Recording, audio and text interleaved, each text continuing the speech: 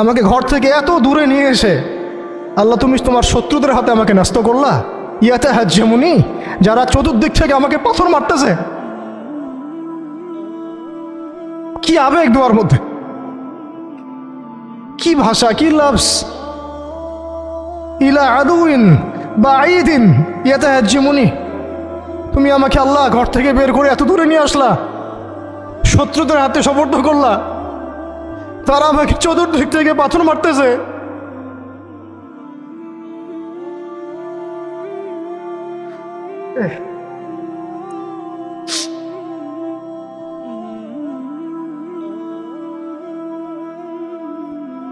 আম্মি লা করিবিন মাল্লাকতাহু আমরি, পরে নবীজি বলছেন আম্মি লা করিব, নাকি আমাকে কাছের মানুষদের হাতে নিয়ে আসছো আল্লাহ। আল্লাহ তুমি কি আমাকে কাছের মানুষদের হাতে উঠাই দিছ? মাল্লাকতাহু আমরি, যারা আমার ভালো মন্দের কাজের মালিক হয়ে গেছে। এইভাবে দোয়া করতে লাগলেন নবী সাল্লাল্লাহু আলাইহি ওয়াসাল্লাম। আল কোরআনে বর্ণিত একমাত্র সাহাবীর নাম হচ্ছে যায়েদ ইবনে হারেসা রাদিয়াল্লাহু আনহু।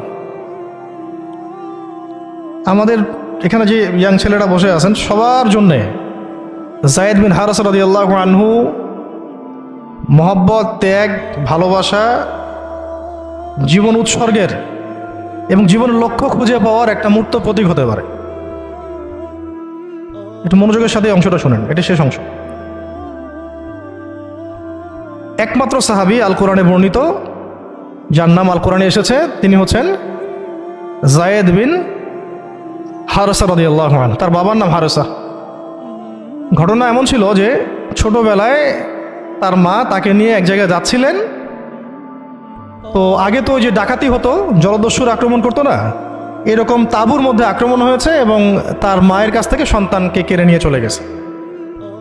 মায়ের জন্য কত কষ্টকর এটা। সন্তানের মহব্বত, এটা তো বাবা মারাই বুঝবে সন্তানের প্রতি মহব্বত কাকে বলে, সন্তানকে ছেড়ে থাকার কষ্ট, এটা যারা বাবা মা হয়েছেন তারাই তো বুঝবে। তো এদিকে বাবা মা পাগল প্রায়, সন্তানকে খুঁজে পাওয়া যাচ্ছে না, আর দস্যুরা তাকে নিয়ে ওকাস বাজারে বিক্রি করে দিয়েছে। কোন বাজারে? ওকাস। এটা ছিল মক্কায় একটা বাজার, ওখানে মেলা হতো, ওকাস, ওখানে বিক্রি করে দিয়েছে।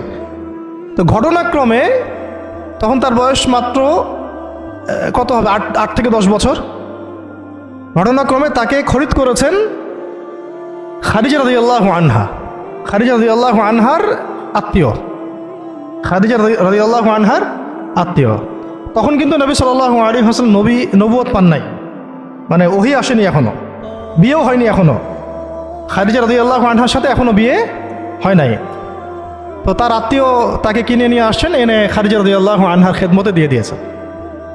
খাদিজা রাদিয়াল্লাহু আনহার সাথে যখন নবী সাল্লাল্লাহু আলাইহি ওয়াসাল্লাম বিয়ে হলো তখন তো তার বয়স 40, আর আমাদের নবী সাল্লাল্লাহু আলাইহি ওয়াসাল্লামের বয়স 25।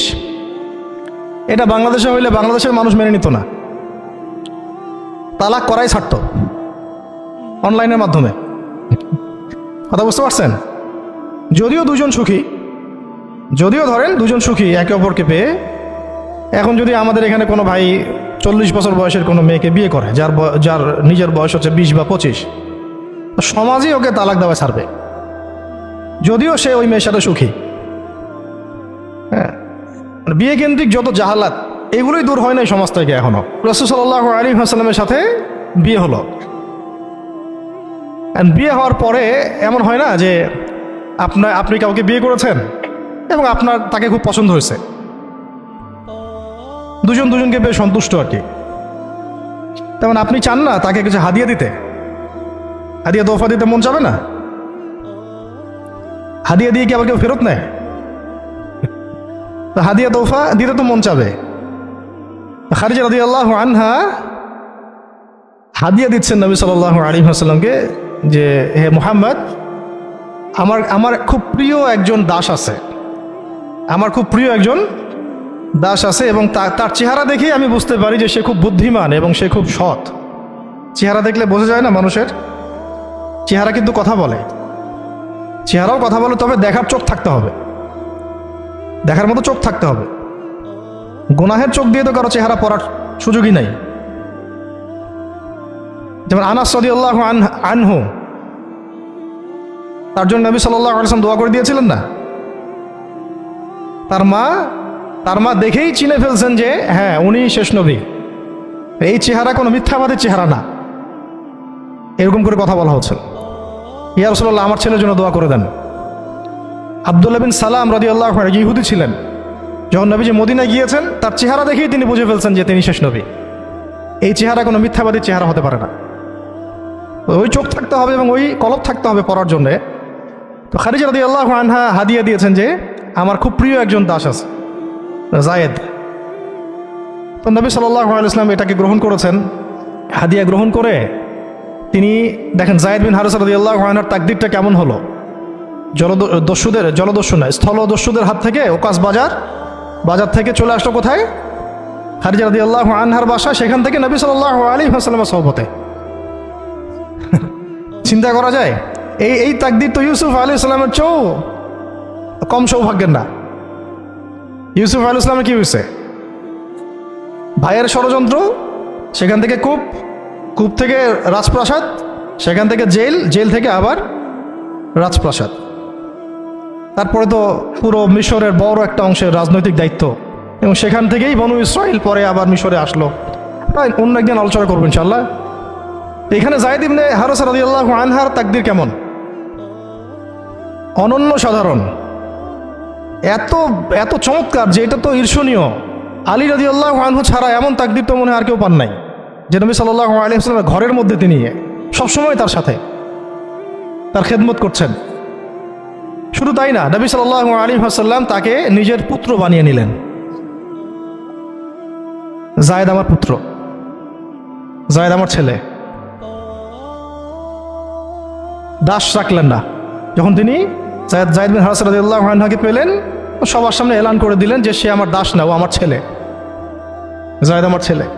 নবী সাল্লাল্লাহু আলাইহি ওয়াসাল্লাম বলছেন যায়েদ আমার ছেলে, বলছেন যে আমি তাকে ভালোবাসি, ও আমাকে ভালোবাসে। অথবা এক জায়গায় এভাবে আসছে যে আমি তার উত্তরাধিকারী, সে আমার উত্তরাধিকারী। যায়েদ বিন হারিসা রাদিয়াল্লাহু আনহুর লকব ছিল হিব্বু রাসূলিল্লাহ, রাসূল সাল্লাল্লাহু আলাইহি ওয়াসাল্লামের প্রিয় ভাজন। আর যায়েদ বিন হারিসা রাদিয়াল্লাহু আনহুর ছেলের নাম ওসামা বিন যায়েদ। যায়েদ বিন হারিসা রাদিয়াল্লাহু আনহুকে একবার তিনি একটা সেনাবাহিনীর কাফেলার দায়িত্ব দিয়েছিলেন। কিছু সাহাবী একটু আপত্তি করেছিলেন, বয়স কম, আরও যোগ্য সাহাবী আছে। আবার ঠিক ওসামা বিন যায়েদ রাদিয়াল্লাহু আনহুকে যখন নবী সাল্লাল্লাহু আলাইহি ওয়াসাল্লাম শেষে একদম ইন্তেকালের কয়েকদিন আগে জুরফে একটা সেনাবাহিনীর দায়িত্ব দিয়ে পাঠিয়েছিলেন, তখনও কেউ আপত্তি তুলেছিল যে ওসামার বয়স কম, 19 বছর 20 বছর বয়স, আরও বড় বড় যোগ্য সাহাবী আছে। তখন নবী সাল্লাল্লাহু আলাইহি ওয়াসাল্লাম বলেছিলেন যে ইতিপূর্বে তোমরা যায়েদের ব্যাপারেও আপত্তি তুলেছিলে, আর আজকে তোমরা ওসামার ব্যাপারেও আপত্তি তুলছো। তোমরা জেনে রাখো, তার বাবা এবং সে, মানে যায়েদ বিন হারিসা এবং ওসামা বিন যায়েদ, এই দুজনকে আমি ভালোবাসি। এই দুজন আমার প্রিয় ভাজন,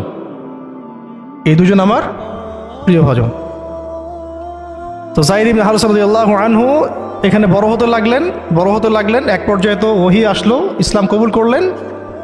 ইসলাম কবুল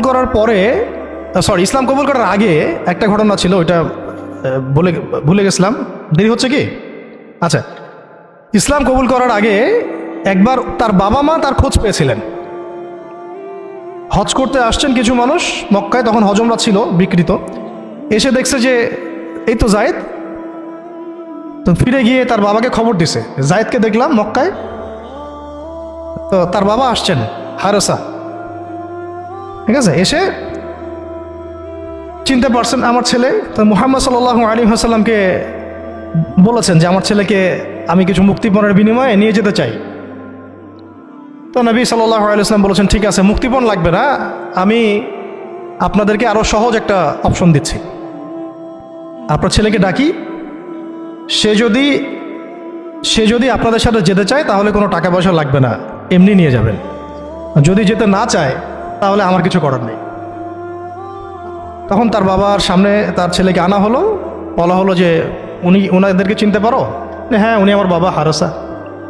উনি আমার চাচা, উনি আমার মামা, এভাবে বলছেন। তো তার বাবা বলছেন যে আমার সাথে চলো বাসায়। সরাসরি বাবাকে বলে দিলেন যে আমি আপনার সাথে যেতে পারবো না, আমি মুহাম্মদ সাল্লাল্লাহু আলাইহি ওয়াসাল্লামের সাথে থাকতে চাই। তো বাবা বলছে এ কেমন কথা, নিজের বাবার সাথে যাবা না, নিজের বাবার পরিবারে যাবা না, বাবার ঘরে যাবা না, উনি তো তোমার আপন কেউ না।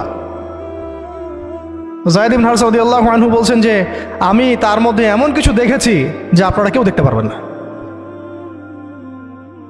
এটা সম্পর্ক, মহব্বত, এগুলোকে সম্পর্ক বলে, মহব্বত বলে। অথচ কেউ কাউকে চিনে না, মানে কেউ কারোর সাথে কারো রক্তের সম্পর্ক নাই। আর নবী সাল্লাল্লাহু আলাইহি ওয়াসাল্লাম তাকে বললেন তখন যে যায়েদকে আমি মুক্ত করে দিয়েছি।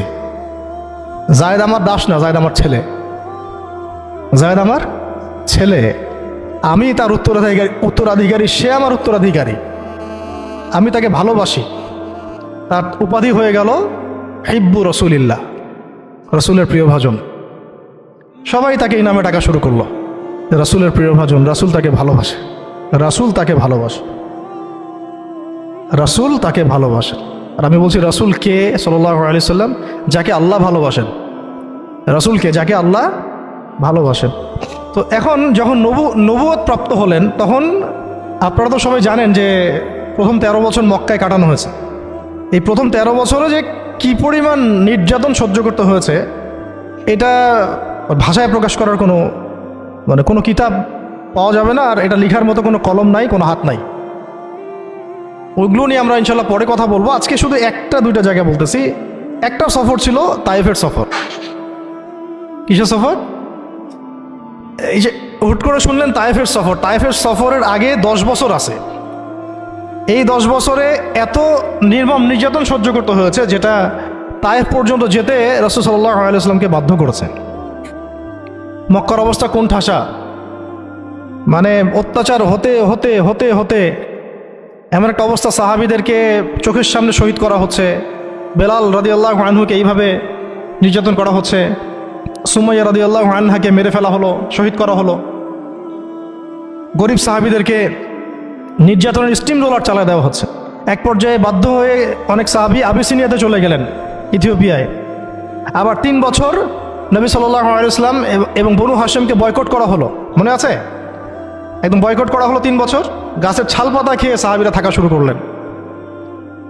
চতুর্দিক থেকে রাস্তা বন্ধ, সামাজিক নির্যাতন, রাজনৈতিক নির্যাতন, গালিগালাজ, আপনজনদের মানে গীবত, তহমত, একেবারে পাথর নিক্ষিপ্ত চলতেছেই চতুর্দিক থেকে।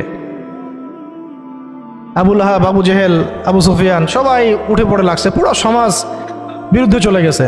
এরকম হালত বোঝার জন্যও ওইরকম সিচুয়েশন ফেস করা দরকার।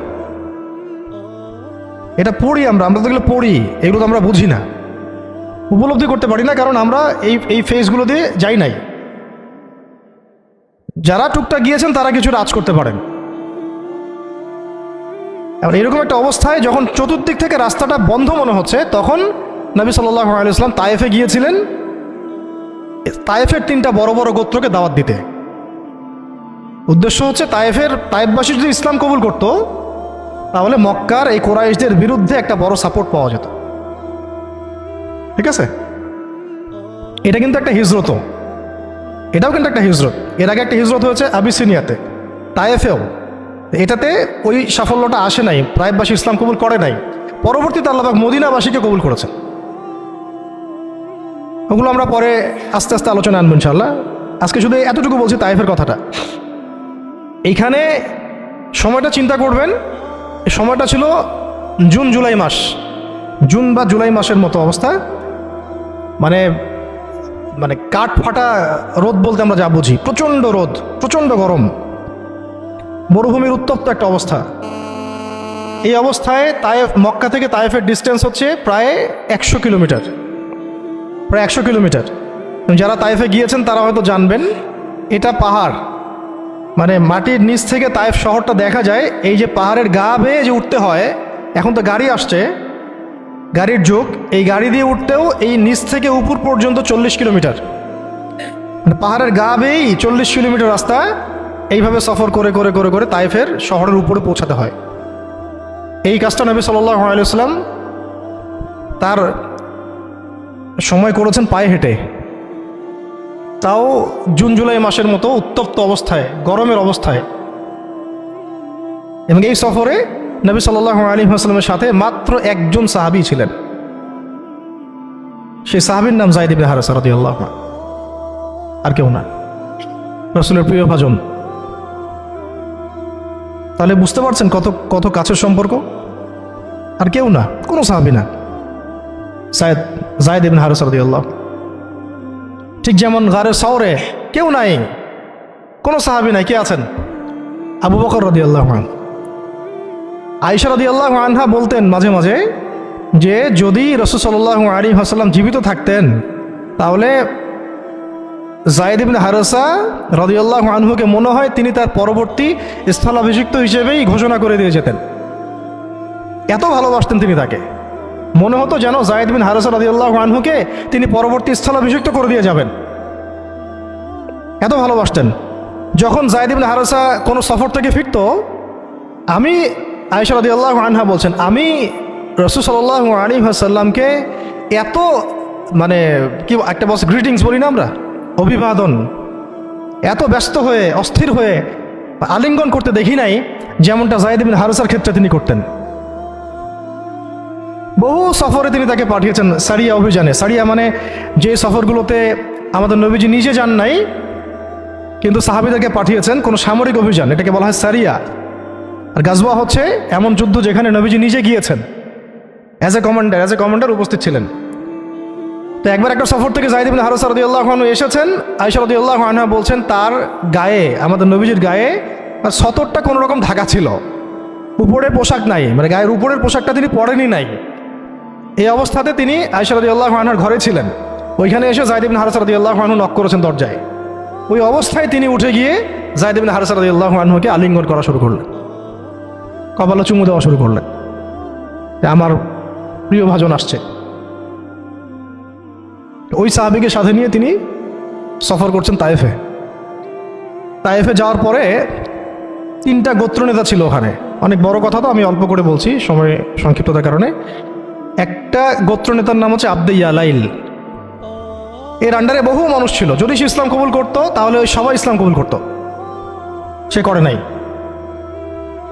একটা গোত্রনেতার নাম ছিল আব্দে মাসউদ, তার আন্ডারে বহু মানুষ ছিল এবং ধনী ধনী বড় বড় ধনী ব্যবসায়ী, রাজনীতিবিদ, সে ইসলাম কবুল করে নাই। আরেকটা লোক ছিল, তার নাম হাবিব বিন আমর, এই 3 নাম্বার গোত্রনেতা। তো সেও ইসলাম কবুল করে নাই। ইসলাম কবুল না করার কারণে এই 3টা গোত্রনেতার কাছ থেকে, আপনারা কি মনে করেছেন একদিন দাওয়াত দেওয়া হয়েছে? প্রায় 1 মাস নবী সাল্লাল্লাহু আলাইহি ওয়াসাল্লাম এই তায়েফের এই ময়দানে ছিলেন, দাওয়াতের ময়দানে। কোনো কিতাবে আসছে 10 দিন, কোনো কিতাবে আসছে 15 দিন, 17 দিন, কিন্তু অ্যাপ্রক্সিমেটলি 1 মাস, এটা বিভিন্ন সিরাতের কিতাবে আসছে। এই 1টা মাস তায়েফে থাকা, খাওয়া দাওয়া তো আল্লাহ ভালো জানেন কি হয়েছে। তার সাথে একজন মাত্র সাহাবী, দরজায় দরজায় দাওয়াত দেয়া, এবং সবাই দাওয়াত রিফিউজ করলো। বড় বড় 3টা গোত্রনেতাও রিফিউজ করে দিল। শুধু যে রিফিউজ করলো তা না, বরং এমন টিটকারি শুরু করলো, এমন ব্যঙ্গাত্মক আচরণ শুরু করলো, শেষ পর্যন্ত ওই এলাকার যত ছোকরা ছিল, যুবক, তরুণ, কিশোরী বেশি আসছে বর্ণনায়, এদেরকে লেলিয়ে দেওয়া হলো, সবার হাতে পাথর উঠিয়ে দেওয়া হলো যে এই ব্যক্তি মাজনুন, নাউযুবিল্লাহি মিন যালিক। মাজনুন মানে পাগল, এই ব্যক্তি কাযযাব, এই ব্যক্তি মিথ্যাবাদী, এই ব্যক্তি সাহের, এই ব্যক্তি জাদুকর। কাকে বলা হচ্ছে? সবাই মিলে পাথর মারো তাকে, নাউযুবিল্লাহি মিন যালিক।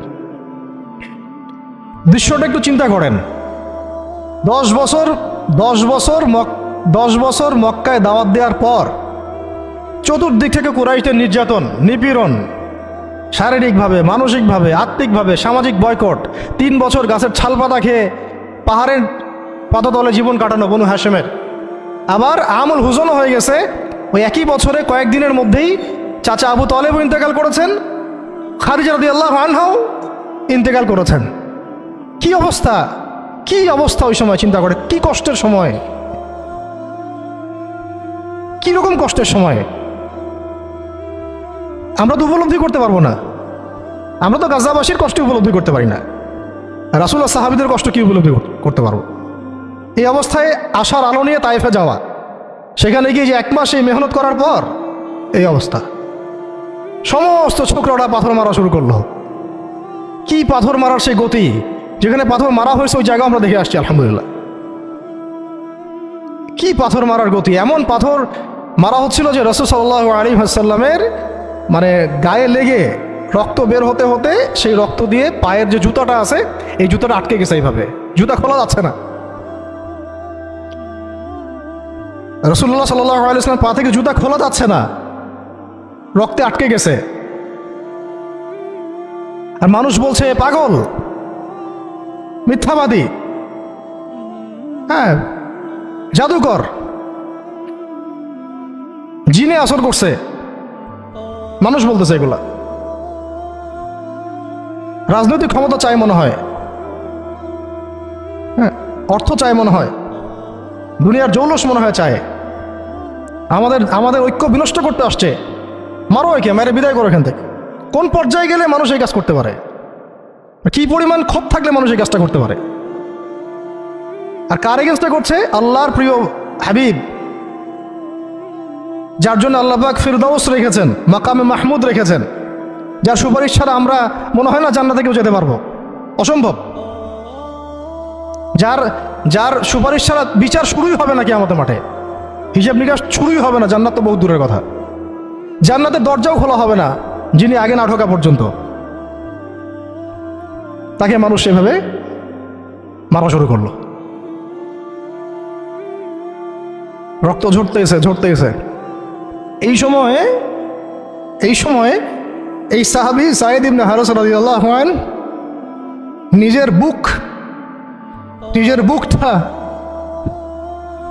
নিজের বুকটা নবী সাল্লাল্লাহু আলাইহি ওয়াসাল্লামের সামনে এইভাবে দিয়ে দিয়েছেন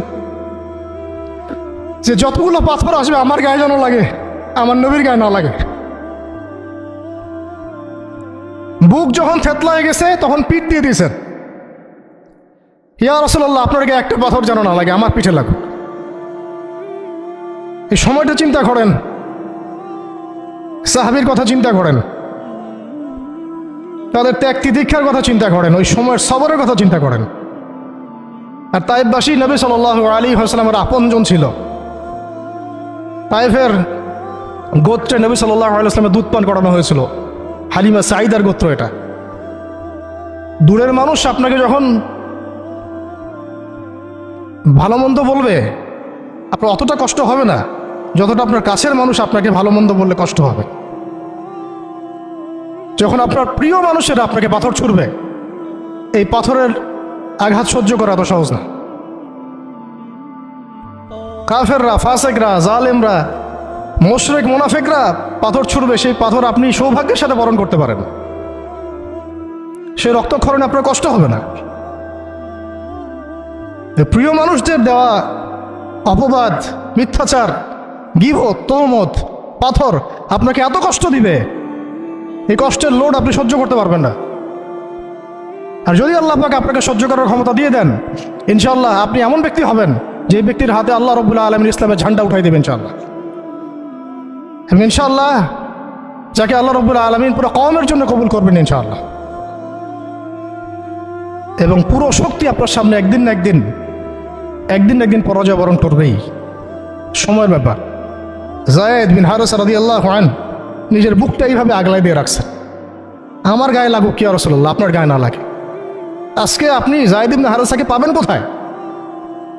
কিসের ইসলামী বিপ্লবের কথা বলি আমরা? জামা আইমারা এটা ওইটা, যায়েদ বিন হারেসারাই তো নাই। ওইরকম আখলাকের নেতাও যেমন আমরা পাই না, ওই রকম যায়েদ বিন হারেসাদের মতো আমরা মামুরও তো পাই না।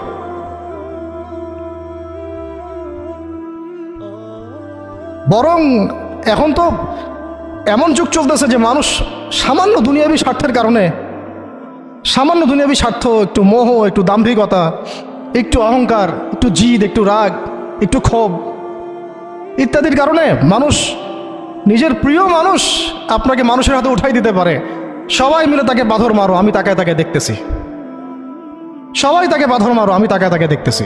যেন নিজের প্রিয় মানুষকে পাথর মারলে এটা দেখলে আপনার মনে আরো শান্তি আসতেছে। কিভাবে আপনি আপনার প্রিয় মানুষকে হাজারো লক্ষ মানুষের হাতে উঠাই দিতে পারেন, যে মানুষটা তাকে ধর্ষণ করবে, ছিঁড়ে ছিঁড়ে খাবে, পাথর মেরে থাতলা করবে, আবার আপনি তাকে মহব্বতের দাবিও করেন? কিসের মহব্বত? মহব্বত কাকে বলে? মহব্বত তো এইটা যেটা যায়েদ ইবনে হারেসা রাদিয়াল্লাহু আনহু করেছে। এটা কি মহব্বত না? এইরকম মহব্বতের নিদর্শন কি আমাদের মধ্যে আছে? কাকে মহব্বত বলা হয় আসলে? আপনারা দৃশ্যটা চিন্তা করেন, এগুলো সিরাতের কিতাবে মজুদ, পড়েন। নিজের বুকটা তিনি আগলায় দিয়ে রাখছেন। ঠিক এরকমই উহুদের মাঠেও নিজের বুক আগলায় দিয়ে রাখছেন তালহা রাদিয়াল্লাহু আনহু। দূর থেকে একটার পর একটা তীর আসতেছে, ওনার গায়ে লাগতেছে। তীরের আঘাত কি চারটাখানি কথা? সাদ বিন আবি ওয়াক্কাস রাদিয়াল্লাহু আনহু পিঠ দিয়ে রাখছেন, ইয়া রাসূলুল্লাহ আপনার গায়ে যেন না লাগে। তোমরা জীবন্ত শহীদ দেখতে চাও, তালহাকে দেখো। 70-এর বেশি আঘাত তার গায়ে ছিল উহুদের দিন। সাদ বিন আবি ওয়াক্কাস রাদিয়াল্লাহু আনহুকে নবীজি বলছেন যে, হে সাদ, তীর ছোড়ো, তোমার জন্য আমার পিতামাতা কুরবান হয়ে যাক। কোন সাহাবীর জন্য নবীজি এমন কথা বলেন নাই যে তোমার জন্য আমার পিতামাতা কুরবান হয়ে যাক। এবং সাহাবীরা বলতেন, ইয়া রাসূলুল্লাহ আপনার জন্য আমার পিতামাতা কুরবান হয়ে যাক। একমাত্র সাহাবী সাদ বিন আবি ওয়াক্কাস রাদিয়াল্লাহু আনহুর জন্য নবী সাল্লাল্লাহু আলাইহি ওয়াসাল্লাম এই কথা বলেছেন। ওই ময়দানে উম্মে ওমারাও ছিলেন, মহিলা সাহাবী, অনবরত তীর ছুঁড়েছেন রাসূলের গায়ে যেন আঘাত না লাগে। ওই ময়দানে হানজালা ছিলেন, ছুটতে ছুটতে আবু সুফিয়ান পর্যন্ত পৌঁছে গিয়েছেন। ওই অবস্থায় তার শাহাদাত হয়ে গেছে, তাকে মারতে পারেন নাই, উল্টা তার গায়ে আঘাত লেগে গেছিল। গাসাসুল মালাইকা, শহীদ হওয়ার পরে দেখা যায় তার দেহটা মাটি থেকে উপরে উঠে আসে আর দেহ থেকে পানি ঝরতেছে। নবীজি জিজ্ঞাসা করা হলো তার এই হালত কেন? নবী সাল্লাল্লাহু আলাইহি ওয়াসাল্লাম বললেন যে গত রাত্রে স্ত্রীর সাথে ছিল, সে জিহাদের ডাক আসছে, ওই বিছানা থেকে চলে আসছে, বেচারা বিছানা থেকে এখানে চলে আসছে। হানজালা রাদিয়াল্লাহু আনহু শহীদ হয়ে গেছে, ফেরেশতারা তাকে গোসল দিচ্ছেন, এই যে পানি দেখা যাচ্ছে। ওই মাঠে সাদ বিন রবি রাদিয়াল্লাহু আনহু ছিলেন, একদম শেষ নিঃশ্বাস যাচ্ছে তার অবস্থা। আমাদের নবীজি বললেন, সাদ বিন রবিকে খুঁজে বের করো, সে আমার প্রিয় ভাজন, তাকে খুঁজে বের করো। খুঁজতে গিয়ে দেখা গেল যে তিনি এইরকম একটা হালত, 60-70টা আঘাতের চিহ্ন নিয়ে প্রায় যান যাচ্ছে অবস্থা। সাহাবী বললেন, হে সাদ, রাসূল সাল্লাল্লাহু আলাইহি ওয়াসাল্লাম তোমাকে সালাম দিয়েছে। রাসূল তোমাকে সালাম দিয়েছেন আর জিজ্ঞাসা করছেন তুমি কেমন অনুভব করতেছো এখন?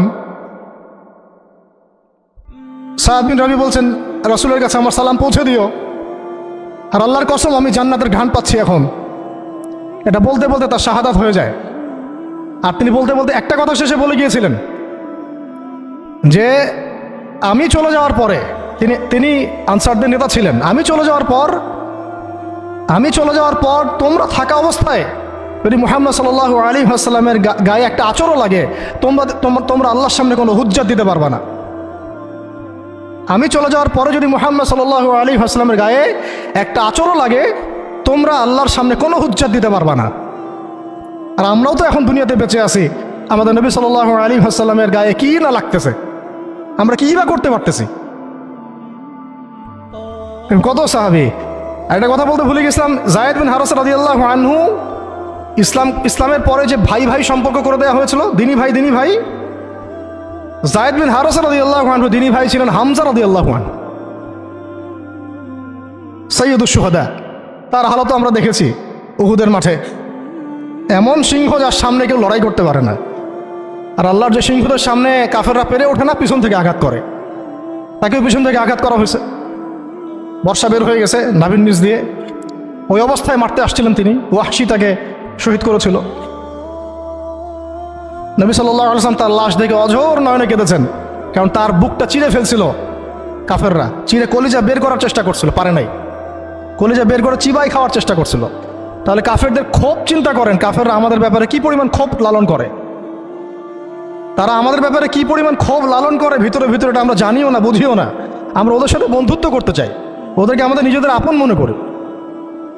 ওদের হাতে আমরা আমাদের দিনী ভাইদেরকে উঠাই দিই, বোনদেরকে উঠাই দেই, আপনজনদেরকে উঠাই দেই। হামজা রাদিয়াল্লাহু আনহুর এরকম হালত। তার দিনী ভাই ছিলেন যায়েদ বিন হারেসা রাদিয়াল্লাহু আনহু। বহু ঘটনা আছে। আমি যেটা বলতে যাচ্ছিলাম ওইখান থেকে এদিকে চলে আসছি। এরপরে নবী সাল্লাল্লাহু আলাইহি ওয়াসাল্লাম তায়েফের একটা আঙ্গুর বাগানে প্রবেশ করেন, এত ক্ষতবিক্ষত অবস্থায়। আর পাথরের ঢিলকে আপনারা এত তুচ্ছ মনে করেন না, কিন্তু এটা কিন্তু এত তুচ্ছ বিষয় না, কিন্তু এটা যন্ত্রণাদায়ক বিষয়। আর তার মধ্যে বললাম তার আপন মানুষ, কাছের মানুষ। আঙ্গুর বাগানে যাওয়ার পরে ওখানে আদ্দাস রাদিয়াল্লাহু আনহু, আদ্দাস নামে একজন বাগানের দেখভালকারী ছিল। এই বাগান ছিল আবার উতবা এবং শাইবার, বড় আঙ্গুর বাগান। এখানে ঘটনা ঘটে গেল, নবী সাল্লাল্লাহু আলাইহি ওয়াসাল্লাম বসে আছেন, জুতা খোলার চেষ্টা করছেন, এবং আদ্দাস তিনি এসে একটু খেজুর দিয়েছেন। মায়া লাগছে তার, আহারে লোকটাকে এইভাবে মারলো, মানুষটাকে এইভাবে মারলো। তো কিছুই চাচ্ছে না, কিছুই বলে নাই, খালি বলছে এক আল্লাহর ইবাদত করো। আর কিছু চাইছে নাকি? তো এক আল্লাহর ইবাদত করো বললো, বাস তাই বাস এইভাবে মারলো। আর মানবে না তা মারলো কেন? ও বেচারার কাছে খারাপ লাগছে। দাওয়াত কবুল করবে না তো মারলো কেন? লাঞ্ছিত করার কি দরকার ছিল? কবুল না করলে চলে যাবে, বা কবুল না করলে তারা ফিরাই দিবে, মারার কি দরকার আছে? তার মায়া লাগছে খুব। সে এসে কিছু খেজুর দিছে খাইতে, পানি দিছে খাইতে। ওই অবস্থায় নবী সাল্লাল্লাহু আলাইহি ওয়াসাল্লাম পানির গ্লাস নিয়ে, খেজুর নিয়ে বিসমিল্লাহির রহমানির রহিম, বিসমিল্লাহ বলছেন। বিসমিল্লাহ শুনে সে আদ্দাস, তার খুব ভালো লাগছে যে এই শব্দটা আপনি কোথা থেকে পেলেন। তো নবীজি তাকে জিজ্ঞাসা করছেন, তোমার নাম কি? আদ্দাস। কোথায় থাকো? আমি নিনওয়ার নামক একটা জায়গা থেকে আসছি। এটা শুনে নবী সাল্লাল্লাহু আলাইহি ওয়াসাল্লাম বলছেন যে, ও আচ্ছা, তার মানে তুমি আমার ভাই ইউনুসের এলাকার মানুষ। তুমি আমার ভাই ইউনুসের এলাকার মানুষ? আপনি কিভাবে ইউনুসকে চিনেন? ইউনুস আমার ভাই। নবীগণ সবাই বৈমাত্রিক ভাই, আমি আল্লাহ রসুল, সেও আল্লাহ নবী। তখন তিনি ইসলাম কবুল করেন। আদ্দাস রাদিয়াল্লাহু, তার নামে ওখানে এখন মসজিদ আছে। হ্যাঁ, ওখানে আপনারা গিয়ে দেখবেন মসজিদ আছে।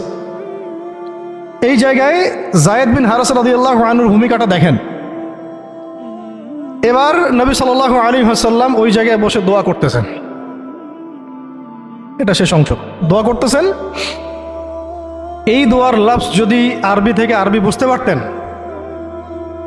তাহলে মানে আমার এতগুলো কথা বলা সার্থক হতো। আর মানে আমি যদি মানুষকে এই দোয়ার শব্দগুলোর অর্থ বুঝাইতে পারতাম, ওই ক্ষমতা যদি আমার থাকতো, আমার মনে হয় না এই ক্ষমতা কোনো ওলামায়ে কেরামের আছে।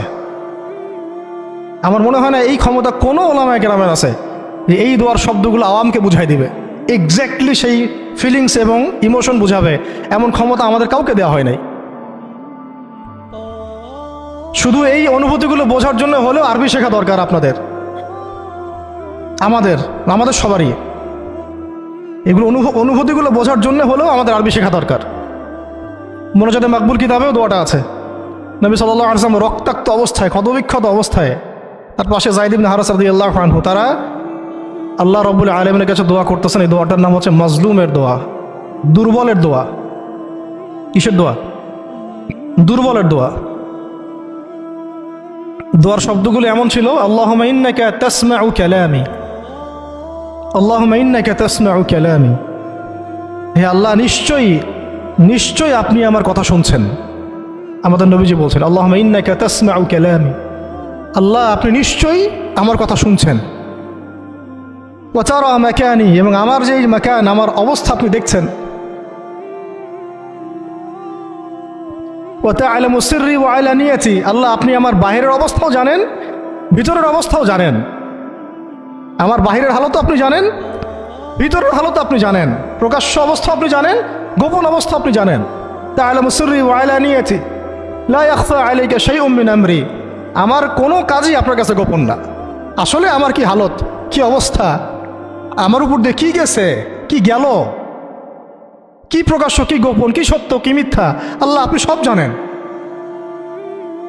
বলা কথা না বলা কথা সব আপনি জানেন। ইয়ালামু সিররি ওয়া আলানিয়াতি লা ইয়াখফা আলাইকা শাইউম মিন আমরি। এরপরে নবীজি বলছেন ওয়া আনাল বাঈসুল ফাকিরুল মুস্তাগীথুল মুস্তাজির আল ওয়াজিলুল মুশফিকুল মুকির আল মু'তারিফু বিযামবি। এক একটা শব্দ কিভাবে বুঝাবো আপনাদেরকে, আমার কাছে ভাষা নাই। আল্লাহ, আমি দুর্দশাগ্রস্ত, আমি ফকির, আমি জিল্লতের শিকার, আমার অপরাধ আমি চিনতে পেরেছি। মানে এমন এমন শব্দ যেটা একজন নবী ছাড়া কারো মুখ দিয়ে বের হওয়া সম্ভব না, এমন এমন শব্দ যেটা ওহী ছাড়া সম্ভব না। আসআলুকা মাসআলাতাল মিসকিন, মিসকিনরা যেভাবে তোমার কাছে চায় আল্লাহ, আমি সেভাবে তোমার কাছে চাচ্ছি। ওয়া আবতাহিলু ইলাইকা ইবতিহালাল মুযনিবিয যালিল, একজন মানুষকে যখন অপদস্থ লাঞ্ছিত করা হচ্ছে, সেই মানুষ যেভাবে আপনার কাছে চায় আমি সেইভাবে আপনার কাছে চাচ্ছি।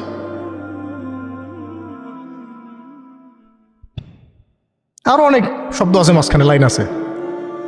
একটা জায়গায় আছে অনেক বড় দোয়া, আল্লাহুম্মা ইয়া খায়রাল মাসউলিন ইয়া খায়রাল মু'তিন ইলাইকা আশকু দু'ফা কুওয়াতি। এই অংশটা সব কিতাবেই আছে সিরাতের। আল্লাহুম্মা ইলাইকা আশকু দু'ফা কুওয়াতি, আল্লাহ আমি তোমার কাছে আমার শক্তির অক্ষমতা প্রকাশ করতেছি। মানে আমার যে শক্তি নাই এখন, তাই পাশে আমার সাথে এগুলো করলো, আমার তো শক্তি নাই এখন, আমার এই শক্তির অক্ষমতা আল্লাহ আমি তোমার কাছে প্রকাশ করতেছি।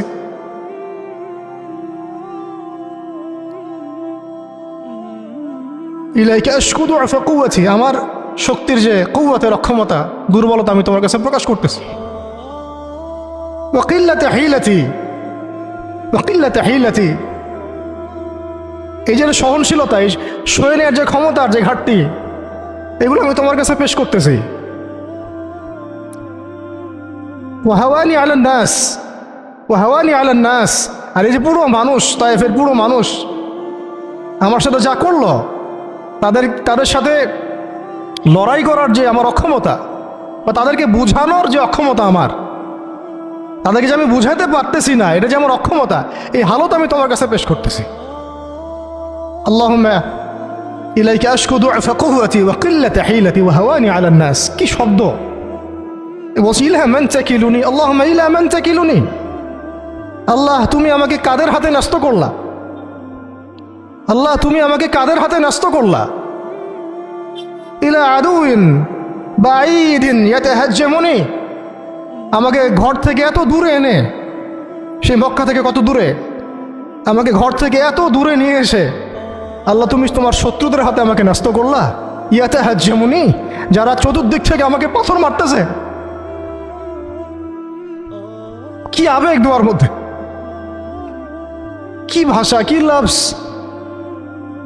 ইলা আদুইন বাঈদিন ইয়াতাহাজ্জামুনি, তুমি আমাকে আল্লাহ ঘর থেকে বের করে এত দূরে নিয়ে আসলা, শত্রুদের হাতে সোপর্দ করলা, তারা আমাকে চতুর্দিক থেকে পাথর মারতেছে।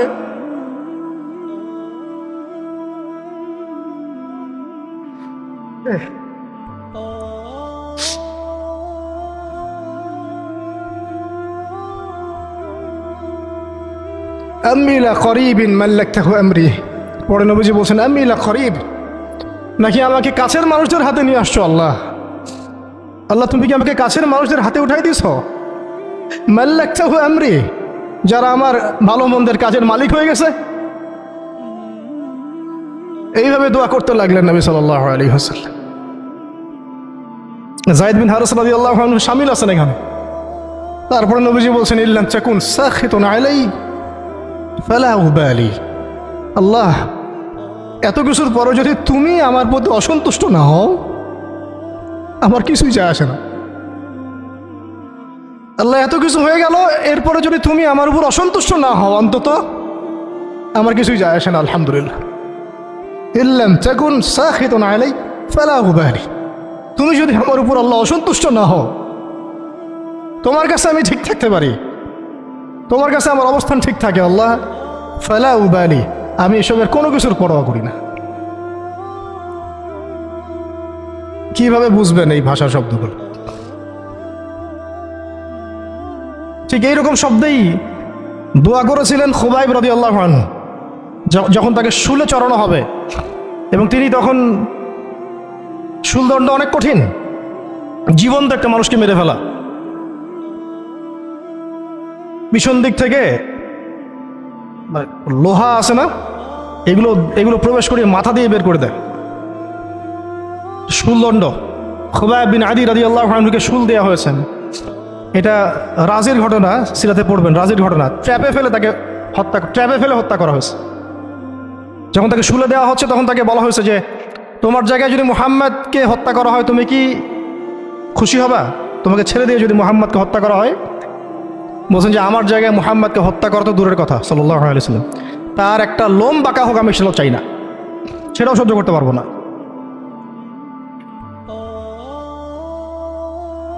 এরপর তিনি বলছিলেন, এই যে আমি বললাম ইল্লাম তাকুন সাখিতুন আলাইয়া ফালা উবালি, এরকম দোয়া খুবাইব রাদিয়াল্লাহু আনহু করেছেন। তিনি বলছিলেন তখন, লাস্তু উবালি হিনা উকতালু মুসলিমান, লাস্তু উবালি হিনা উকতালু মুসলিমান, যখন আমাকে মুসলমান হিসেবে শহীদ করে দেওয়া হচ্ছে আমি কোনো পরোয়াই করি না।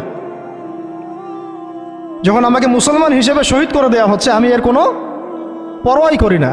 লাস্তু উবালি হিনা উকতালু মুসলিমান আলা আই শাক্কিন কানা ফিল্লাহি মাসরাই, আমাকে হত্যা করার সময় যেদিকেই তোমরা পাশ ফিরাও না কেন ওই পাশ আল্লাহর জন্যে।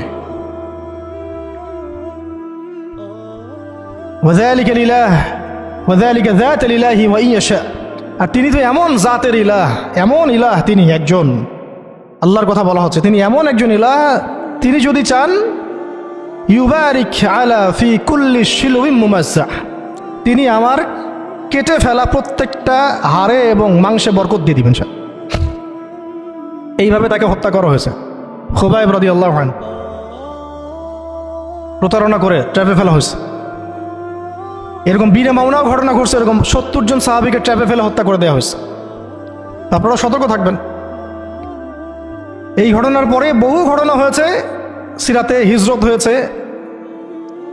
উম্মে আইমান একজন সাহাবী ছিলেন, কি নাম, নবী সাল্লাল্লাহু আলাইহি ওয়াসাল্লামের অনেক প্রিয় ভজন। তিনি নবী সাল্লাল্লাহু আলাইহি ওয়াসাল্লামকে ভরণ পোষণ লালন পালন করেছেন, কিন্তু তিনি দেখতে কালো ছিলেন।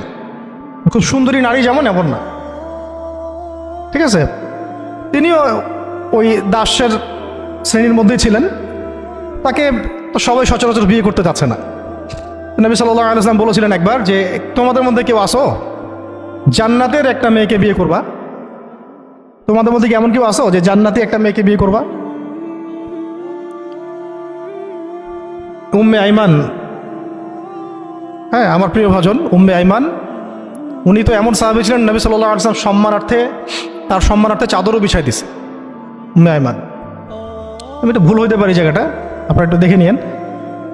তো নবী সাল্লাল্লাহু আলাইহি ওয়াসাল্লাম যখন উম্মে আইমানের কথা বলেছেন তখন অনেকেই দাঁড়ায় নাই বিয়ে করার জন্যে। তো যায়েদ বিন হারেসা রাদিয়াল্লাহু আনহু দাঁড়িয়েছেন, আমি বিয়ে করব। যায়েদ বিন হারেসা রাদিয়াল্লাহু আনহু নবী সাল্লাল্লাহু আলাইহি ওয়াসাল্লামের এই আদেশ পালনার্থে একজন জান্নাতি নারীকে বিয়ে করেছেন, উম্মে আইমান, এবং তার গর্ভ থেকেই সন্তান জন্ম নিয়েছে উসামা বিন যায়েদ। উসামা বিন যায়েদ, ওই যার ব্যাপারে নবীজি শেষে বললেন যে উসামা, ওকে আমি ভালোবাসি, তার বাবাকে আমি ভালোবাসতাম। আরও একটা ঘটনা আছে, উসামা বিন যায়েদ রাদিয়াল্লাহু আনহুকে যখন আবু বকর রাদিয়াল্লাহু আনহু আবার মিশনে পাঠাচ্ছিলেন, কোন মিশনটা যেটা অসমাপ্ত ছিল, নবী সাল্লাল্লাহু আলাইহি ওয়াসাল্লামের ইন্তেকালের সময় ওই মিশনটা থেকে তারা ফিরে আসেন। পরে আবু বকর রাদিয়াল্লাহু আনহু আবার এই জায়েশ পাঠান জুরফ নামক জায়গায় রোমানদের এগেনস্টে। তো তখন কিছু কিছু সাহাবী আপত্তি তুলছিলেন। তখন আবু বকর রাদিয়াল্লাহু আনহু বলছিলেন যে সাকিলাতকা উম্মুকা ইবনুল খাত্তাব, হে ওমর তোমার মা তোমাকে হারায় ফেলুক। ওমর রাদিয়াল্লাহু আনহু বলছিলেন যে একটু ভেবে দেখেন, আরও বড় বড় সাহাবীরা আছেন, আনসারী সাহাবীরা আছেন। তখন আবু বকর রাদিয়াল্লাহু আনহু বলছেন যে ইস্তা'মালাহু রাসূলুল্লাহ, তাকে আল্লাহ রাসূল সাল্লাল্লাহু আলাইহি ওয়াসাল্লাম দায়িত্ব দিয়ে গিয়েছিলেন। ওয়া আনতা তা'মুরুনি আন আনজিহা, আর আনজিহু, আর তুমি আমাকে আদেশ করতেছো যে আমি তাকে স্থলাভিষিক্ত করব? তুমি ফিরে যাও, প্রস্তুতি গ্রহণ করো, সাহাবীদেরকে বলো প্রস্তুতি নিতে, তার ওসামার জাইশে যাবে। সে হচ্ছে ওসামা বিন যায়েদ রাদিয়াল্লাহু আনহু, আসছেন উম্মে আইমান রাদিয়াল্লাহু আনহার গর্ভ থেকে, জান্নাতি নারী। জান্নাতি নারীর জন্যে রূপ সৌন্দর্য শর্ত না। জান্নাতি নারীর জন্যে কি শর্ত না? রূপ সৌন্দর্য শর্ত না, তাকওয়া, ঈমান, এগুলো শর্ত। এরকম বিয়েও তিনি করেছেন নবী সাল্লাল্লাহু আলাইহি ওয়াসাল্লামের পছন্দ মতো। আবার তিনি জাইনাব বিনতে জাহাশ রাদিয়াল্লাহু আনহাকেও বিয়ে করেছিলেন। জাইনাব বিনতে জাহাশ রাদিয়াল্লাহু আনহাকে বিয়ে করেছিলেন। কিন্তু একটু শেষ করে দিচ্ছি, 5 মিনিট, একটু ধৈর্য ধরেন। জাইনাব বিনতে জাহাশ রাদিয়াল্লাহু আনহাকে তিনি বিয়ে করেছিলেন। এটাও নবী সাল্লাল্লাহু আলাইহি ওয়াসাল্লামেরই তত্ত্বাবধানে হয়েছিল। নবী সাল্লাল্লাহু আলাইহি ওয়াসাল্লাম জাইনাব বিনতে জাহাশ রাদিয়াল্লাহু আনহাকে বলেছিলেন যে জায়েদকে বিয়ে করো, জায়েদ আমার অনেক প্রিয় ভাজন। আর জাইনাব বিনতে জাহাশ রাদিয়াল্লাহু আনহা আল্লাহর নবীর ফুফাতো বোন ছিলেন, যে বোনকে বিয়ে দিয়েছেন জায়েদ বিন হারেসা রাদিয়াল্লাহু আনহুর সাথে। কিন্তু দাম্পত্য জীবনে মানে স্টেবিলিটি ছিল না, দাম্পত্য জীবনে একদম নির্ঝঞ্ঝাট ছিল না জীবনটা, একটু সমস্যা হচ্ছিল। কারণ জায়েদ রাদিয়াল্লাহু আনহু গোত্রগতভাবে কি ছিলেন? দাস। আরবের ট্রেডিশন অনুযায়ী বলছি আর কি, গোত্রগতভাবে নিচু গোত্রের ওই সেন্সে আর কি, আমরা ইসলামের সেন্সে কথা বলছি না, আরবের ওই যে প্রচলিত যে একটা প্রথা ছিল ওই সেন্সে। আর জাইনাব বিনতে জাহাশ রাদিয়াল্লাহু আনহা উচ্চ বংশের, আন্ডারস্ট্যান্ডিংয়ে একটু প্রবলেম হতে পারে, হচ্ছিল এটা। ভুলেও কখনো কোনো সাহাবী সম্পর্কে সমালোচনা করবেন না, এটা আমাদের আহলে সুন্নাত ওয়াল জামাআর আকীদা উসুল নয়। কোনো সাহাবী সম্পর্কে না, সাহাবীদের মধ্যে যা হয় হয়ে যাক, যুদ্ধও যদি হয়ে যায় তবুও সমালোচনা করা যাবে না, এই আকীদা যেন ঠিক থাকে। যারাই সাহাবীদের সমালোচনা করে তারা আহলে সুন্নাত ওয়াল জামাআতের আকীদা থেকে সরে গেছে। তো এখানে সাহাবীদের কোনো সমালোচনার সুযোগ নাই। কিন্তু দাম্পত্য জীবনে মনোমালিন্য হচ্ছিল, এটা খুব স্বাভাবিক বিষয়। বহু সাহাবীর জীবনে এমন অনেক ঘটনাই ঘটেছে, একাধিক বিয়ে, একাধিক তালাক, একাধিক অনেক কিছু হয়েছে। মানুষ হতে পারে, কখনো ভ্যালিড কারণ থাকতে পারে, কখনো মানুষ শয়তানের প্ররোচনা থাকতে পারে, কখনো জিন শয়তানের প্ররোচনা থাকতে পারে, কখনো আরও অন্য কিছু হতে পারে। তো যাই হোক, এখন তালাক হয়ে গেছে। জায়েদ বিন হারেসা রাদিয়াল্লাহু আনহু জাইনাব বিনতে জাহাশ রাদিয়াল্লাহু আনহাকে তালাক দিয়ে দিয়েছে। এরপরে নবী সাল্লাল্লাহু আলাইহি ওয়াসাল্লাম বিয়ে করেছেন জাইনাব বিনতে জাহাশ রাদিয়াল্লাহু আনহাকে। এইটা নিয়ে আরবের মধ্যে একটু কথা ছড়াছড়ি হচ্ছিল যে পালক পুত্রের স্ত্রীকে বিয়ে করেছে। আরবের মানুষ এটা নিয়ে কানাঘোষা করছিল। তখন আল্লাহ রাব্বুল আলামিন আয়াত নাজিল করেছিলেন, সূরা আহজাবের মধ্যে আছে, মুহাম্মদ সাল্লাল্লাহু আলাইহি ওয়াসাল্লাম তোমাদের মধ্যে কোনো পুরুষের পিতা নন। মা কানা মুহাম্মাদুন আবা আহাদিম মির রিজালিকুম ওয়ালাকিন রাসূলুল্লাহি ওয়া খাতামান নবিয়্যিন। আর এই সূরার মধ্যেই মনে হয় 37 নম্বর আয়াতে, 36 বা 37 নম্বর আয়াতের দিকে জায়েদ রাদিয়াল্লাহু আনহুর এই ঘটনা আছে। যখন জায়েদ তালাক দিল, তুমি চক্ষু লজ্জা করলে, মানুষকে লজ্জা করলে, কিন্তু আল্লাহ রাব্বুল আলামিন বিধানদাতা, তিনি বিধান দিলেন যে পালক পুত্রের বিষয়টা আরবরা যেভাবে ডিল করে সেটা আল্লাহ রাব্বুল আলামিনের ওহী নয় বা আল্লাহ পাকের বিধান নয়। বিস্তারিত পড়তে পারবেন। তো এটাও একটা ঘটনা ঘটে গিয়েছিল। এরপর শেষ কথা হলো, শেষ যেটা পয়েন্ট সেটা হচ্ছে এরপরে 8ম হিজরতের 8ম বছর একটা বিশাল ঘটনা ঘটে গেল যে একজন সাহাবী, তার নাম হারিস বিন উমাইয়া, নাম কি? হারিস বিন উমাইয়া। তাকে নবী সাল্লাল্লাহু আলাইহি ওয়াসাল্লাম চিঠি দিয়েছেন, একটা চিঠি দিয়ে, শেষ অংশ, চিঠি দিয়ে তিনি পাঠিয়েছেন, যাও গাসসান নামক জায়গায় যাও। কোথায়? গাসসান। এটা জর্ডান আছে না, জর্ডান, এই জর্ডানের একটা জায়গা হলো গাসসান। এই গাসসান নামক জায়গায় যাও, সেখানে একজন গভর্নর আছে, তার নাম সুরাহাবিল। কি নাম? তাকে পত্রটা দিবা, দিয়ে ইসলাম কবুল করতে বলবা। তো হারিস বিন উমাইয়া রাদিয়াল্লাহু আনহু গিয়েছেন। এবার এরা এত বেশি উদ্ধত ছিল, সাহাবীকে ধরে হত্যা করে দিয়েছে। নাউজুবিল্লাহ। তিনি কিন্তু রাষ্ট্রদূতকে হত্যা করা জঘন্য অপরাধ, এমনিতেই অপরাধ, তার মধ্যে রাসূলের রাষ্ট্রদূত সাহাবী, তিনি, তাকে এভাবে হত্যা করে দেওয়া হলো। কয়জন সাহাবীকে হত্যা করলো? কয়জন? এর আগে আমি একটা ঘটনা বলছিলাম না, বনু কাইনুকার ঘটনা। একজন নারী সাহাবীকে টিজ করেছিল, আরেকজন সাহাবী প্রতিবাদ করেছিলেন, সেই সাহাবীকে মেরে ফেলা হয়, হত্যা করা হয়, শহীদ করা হয়। নবী সাল্লাল্লাহু আলাইহি ওয়াসাল্লাম পুরা বনু কাইনুকার সাথে যুদ্ধ করেছেন। এখানেও দেখেন একজন সাহাবী হারিস বিন উমাইয়া রাদিয়াল্লাহু আনহুকে হত্যা করা হলো। এবার নবী সাল্লাল্লাহু আলাইহি ওয়াসাল্লাম 3000 সেনাবাহিনী গঠন করলেন। কত হাজার?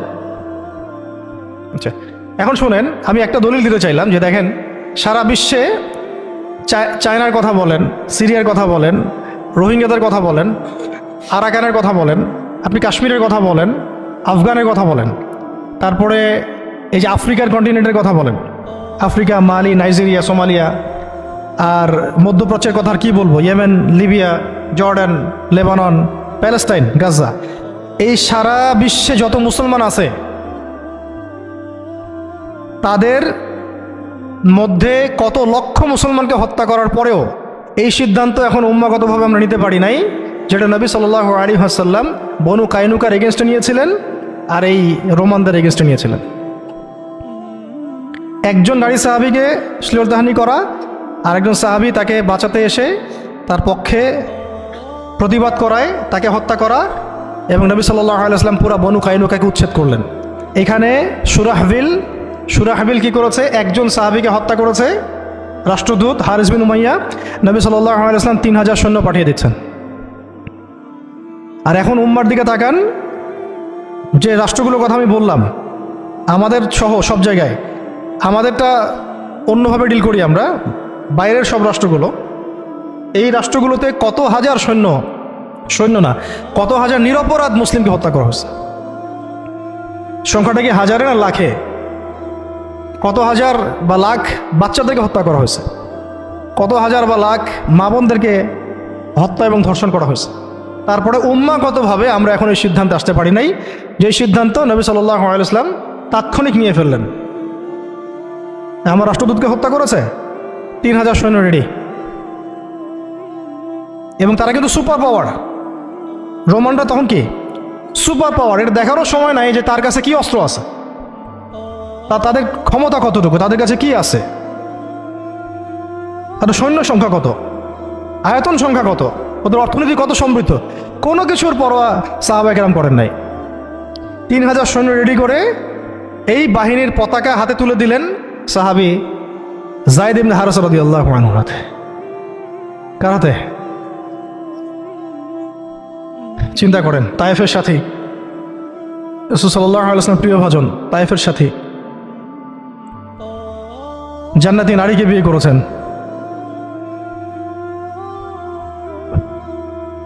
এবং বলে দিলেন যদি জায়েদ শহীদ হয়, কথার বলার উদ্দেশ্য হচ্ছে জায়েদ শহীদ হবে, হতে পারে ইনশাআল্লাহ। তাহলে পতাকা উঠায় নেবে আব্দুল্লাহ বিন রওয়াহা রাদিয়াল্লাহু আনহু। যদি আব্দুল্লাহ বিন রওয়াহা শহীদ হয়, পতাকা উঠাই নেবে জাফর ইবনে আবি তালেব।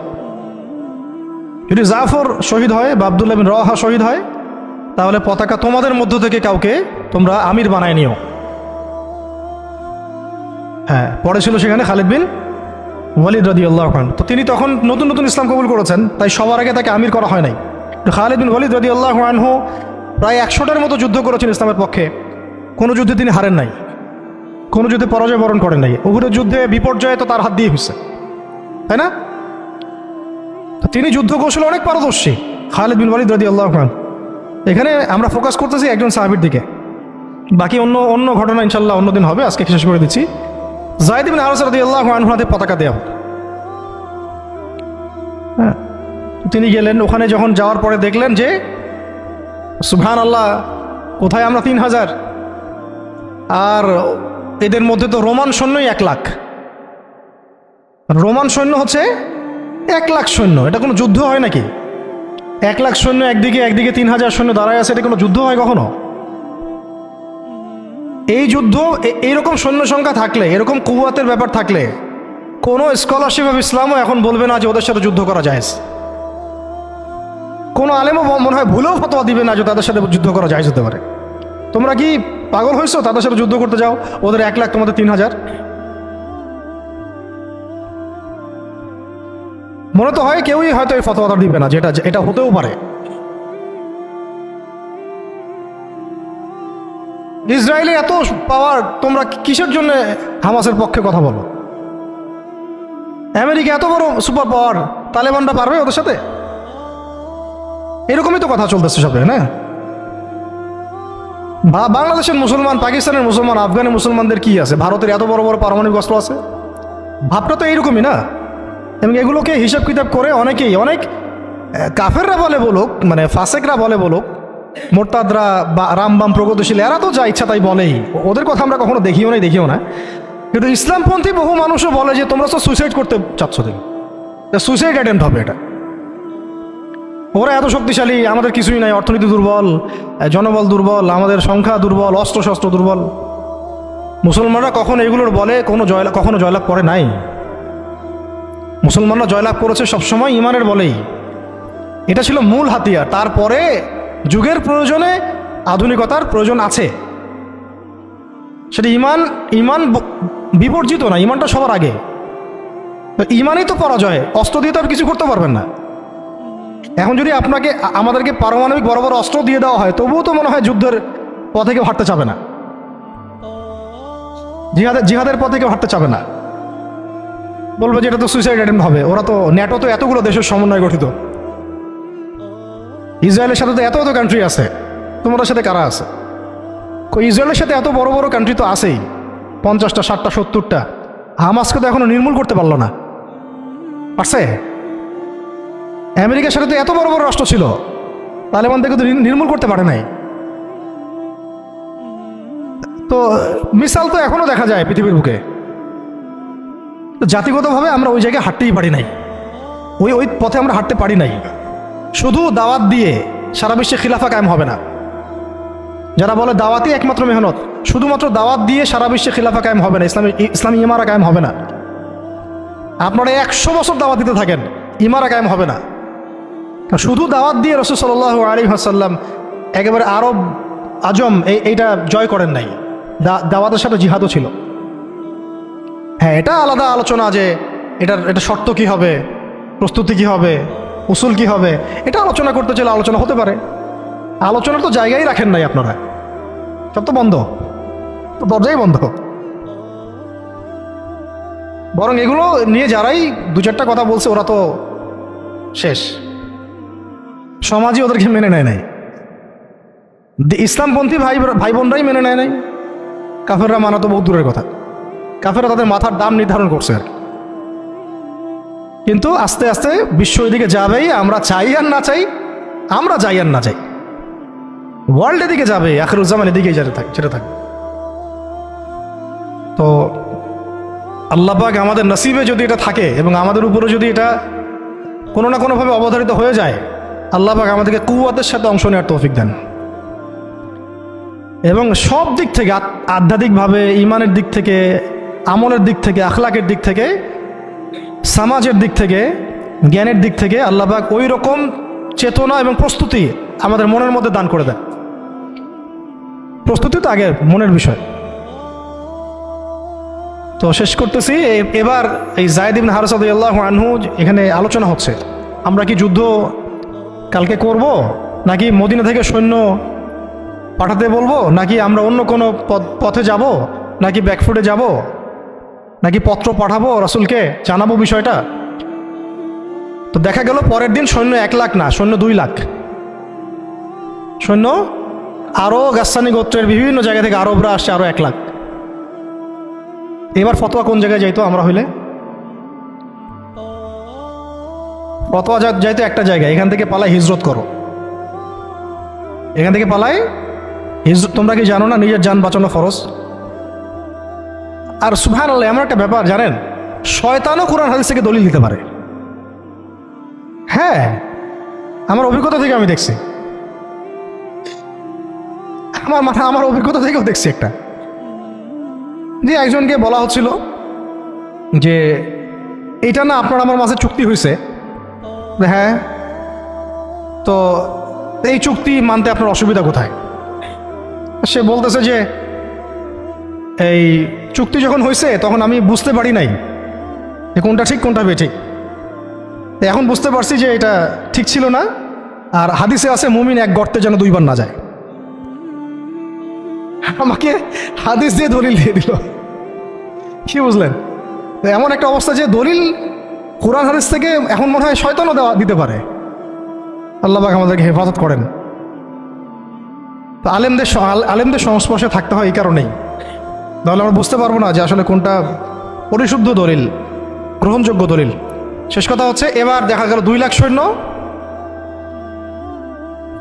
এখানে আলোচনা হচ্ছে যুদ্ধ হবে কি হবে না। একজন সাহাবী আব্দুল্লাহ বিন রওয়াহা, যিনি কমান্ডার ছিলেন পরে, তিনি বললেন যে তিনি এমন একটা জ্বালাময়ী বক্তব্য দিলেন, ওই বক্তব্য শুনে সাহাবায়ে কেরাম একদম ডিটারমাইন্ড হয়ে গেলেন যে কালকে যুদ্ধ হবে। আমরা চিঠিও পাঠাচ্ছি না, আমরা ফিরেও যাচ্ছি না মদিনা থেকে, আমরা ব্যাকআপ, আমাদের সৈন্য দরকার নেই।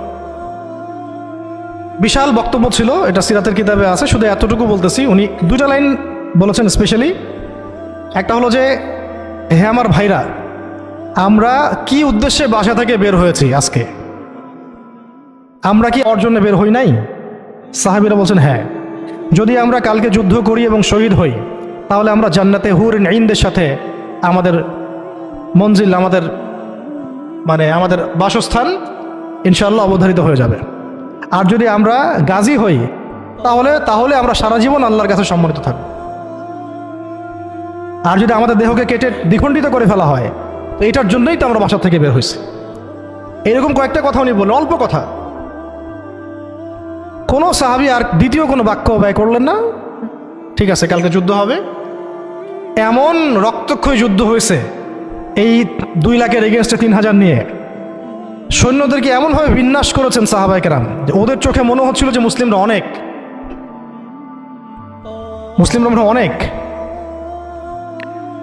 খালিদ বিন ওয়ালিদ রাদিয়াল্লাহু আনহু বলছেন যে ওই দিন শুধু আমার হাতেই 9টা তরোয়াল ভেঙে গেছে। কাফেরদেরকে মারতে মারতে মারতে মারতে এমন একটা অবস্থা হয়েছে আমার 9টা তরোয়াল ভেঙেই গেছে। তাহলে কতজন কাফেরকে তিনি জাহান্নামে পাঠাইছেন সেটা আপনারা চিন্তা করেন।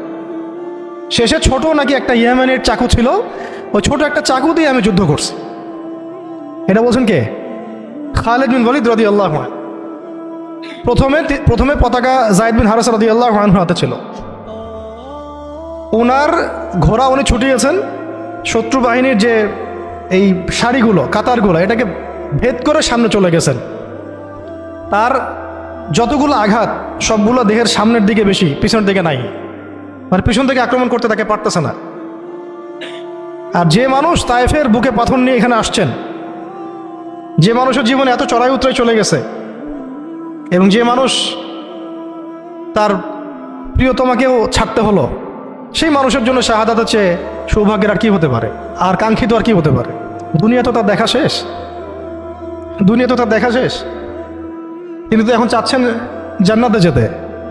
এই মাঠ থেকে যেন তিনি ফিরতেই চাচ্ছেন না। আর যেহেতু নবী সাল্লাল্লাহু আলাইহি ওয়াসাল্লাম বলেছেন যদি যায়েদ শহীদ হয় তাহলে তুমি পতাকা নিও, তো তিনি তো জানেন তিনি আর ফিরবেন না। আর কোনো সাহাবী ফেরার জন্য কখনো ময়দানে যান নাই। তো তিনি সেখানে শহীদ হয়ে যান। তার গায়ে প্রায় 50টা আঘাতের চিহ্ন ছিল। দূর থেকে একটা বর্ষাও কিন্তু খুব কঠিন বিষয়। একটা লোহার বর্ষা গায়ের ভিতর ঢুকে যাওয়া এত চারটাখানি কথা না, এর চেয়ে তো বুলেট লাগাও সহজ মনে হয়। একটা বর্ষা ঢুকে যাওয়া আর সেই অবস্থায় জান চলে যাওয়া, এইভাবে তার শাহাদাত হলো। যায়েদ ইবনে হারেসা রাদিয়াল্লাহু আনহুর নাম ইতিহাসে অমর হয়ে থাকলো।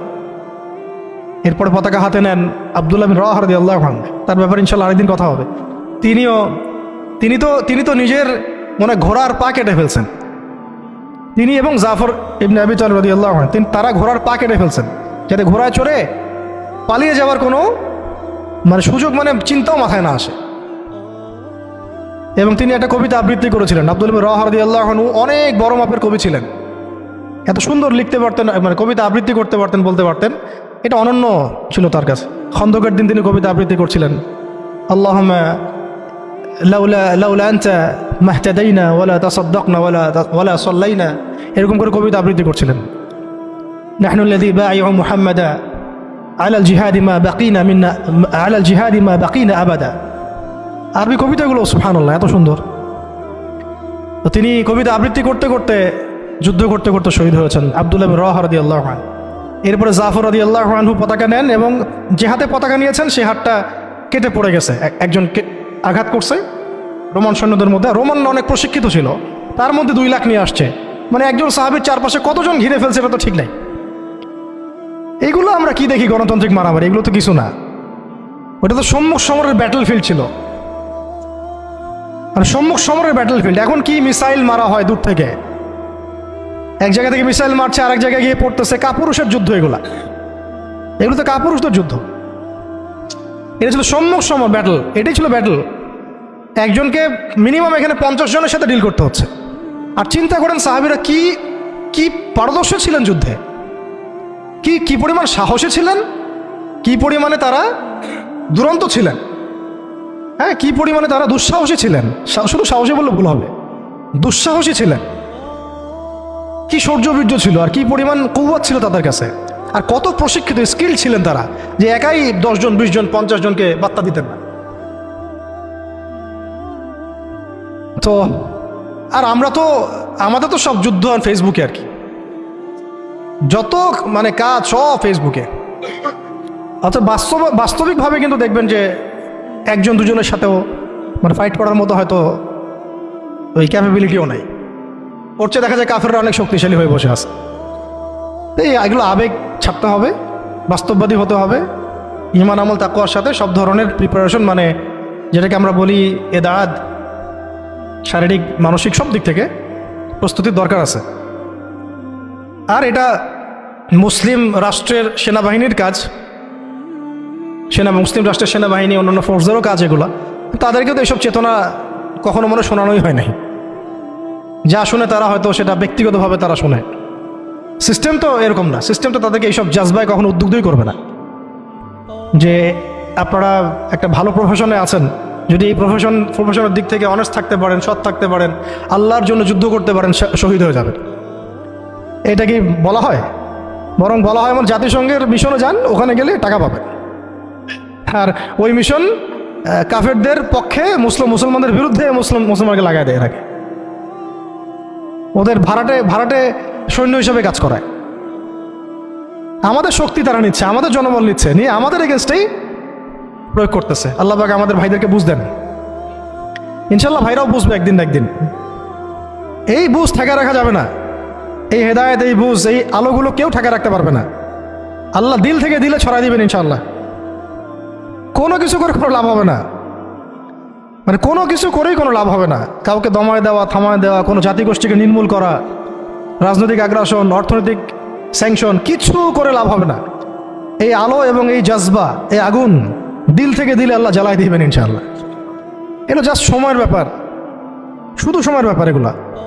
শেষমেশ আরেকটা হাতে যখন পতাকা নিয়েছেন তিনি, এই হাতটাও কেটে পড়ে গেছে। ওই অবস্থা চিন্তা করেন, তখন তিনি বুকের সাথে পতাকাটাকে এভাবে জড়ায় ধরে রাখছে। কে? জাফর ইবনে আবি তালিব রাদিয়াল্লাহু আনহু। ব্যাস, তারপরে কাফের কয়েকজন এসে তাকে দ্বিখণ্ডিত করে ফেলে। জর্ডানে এখনো তাদের রওজা, কবর এখনো আছে, তাদের কবর এখনো ওখানেই আছে, মোতার প্রান্তরেই আছে। এইভাবে মুসলিমদের মধ্যে শহীদ হয়েছে মাত্র 12 জন সাহাবী।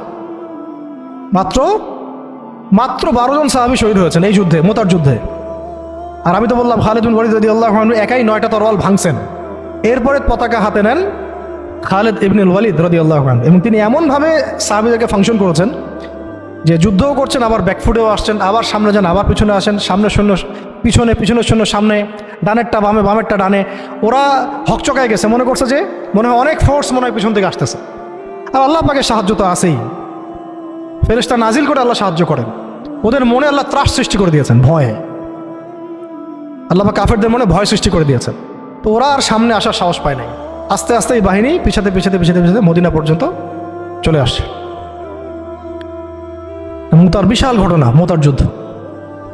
এই যুদ্ধে আমরা যায়েদ ইবনে হারেসা রাদিয়াল্লাহু আনহুকে দেখলাম, সেই তায়েফের সাথী, সেই ছোটবেলার সাথী, পালক পুত্র, সেখান থেকে মুক্ত হয়ে হিব্বু রাসূলিল্লাহ, হ্যাঁ, রাসূলের শানে, রাসূলের সম্মান, ভালোবাসার প্রমাণ দেওয়ার জন্য নিজের বুক উজাড় করে দিয়েছেন। পিঠ দেখেন নাই, বুক উজাড় করে দিয়েছেন। যাকে মহব্বত করেন তাকে একা ছেড়ে দেন নাই, যাকে মহব্বত করেন তাকে একা ছেড়ে দেন নাই যে সবাই পাথর মারুক আর সে থাতলা হয়ে যাক, বিধ্বস্ত হয়ে যাক, ক্ষতবিক্ষত হয়ে যাক। বরং তিনি মহব্বতের পরিচয় দিয়েছেন এইভাবে যে নিজের গায়ে আঘাত নিয়েছেন, আঘাতগুলো নিজের গায়ে নিয়েছেন, তাও সরে যান নাই, দায়িত্ব থেকে অবহেলা করেন নাই। প্রকৃতপক্ষে এটাই হলো মহব্বতের পরিচয়। এমন মহব্বত যদি তাকদীরে নসিব হয়, অবশ্যই দুনিয়াতে আপনারা যে কেউ সৌভাগ্যবান। আর যদি এটা নসিব না হয়, এটাও একদিক থেকে আপনি সৌভাগ্যবান যে আপনি দুনিয়ার আসল হাকিকত বুঝতে পেরেছেন যে পরকালটা ঠিক এমনই হবে, পরকালটা ঠিক এমনই হবে, কবরটা এমনই হবে, হাসরটা এমনই হবে, মিজানটা এমনই হবে, পুলসিরাতটা এমনই হবে। ইয়াউমা ইয়াফিরুল মারউ মিন আখিহি ওয়া উম্মিহি ওয়া আবিহি ওয়া সাহিবাতিহি ওয়া বানিহি লিকুল্লি ইমরিন মিনহুম ইয়াউমাইযিন শা'নু ইউগনি। সেদিন প্রত্যেকেই যার যার নফস নিয়ে থাকবে। শেষ কথা হচ্ছে রাসূল সাল্লাল্লাহু আলাইহি ওয়াসাল্লামের কাছে এই খবরগুলো আসতে থাকলো যে যায়েদ শহীদ হলো, জাফর শহীদ হলো, আব্দুল্লাহ বিন রাওয়াহা শহীদ হলো। নবী সাল্লাল্লাহু আলাইহি ওয়াসাল্লাম ছুটে গিয়ে যায়েদ রাদিয়াল্লাহু আনহুর ছোট্ট মেয়েকে কোলে নিয়েছেন, নিয়ে কান্না শুরু করছেন। সাহাবীরা বলছেন, ইয়া রাসূলুল্লাহ, আপনিও কান্না করেন? নবীজি বলছেন যে এটা রহমত, আল্লাহর রহমত। আল্লাহ পাক যাকে ইচ্ছা তাকে এই রহমত দেন, কাঁদতে পারাটাও রহমত। এরপরে নবীজি একটা দোয়াও করতেন এই সময় না, মানে নবীজি একটা দোয়াও করতেন প্রায়, আল্লাহুম্মা উরযুকনি, আল্লাহুম্মা ইজআলনি না আল্লাহুম্মা উরযুকনি, একটু দেখতে হবে এই শব্দটা।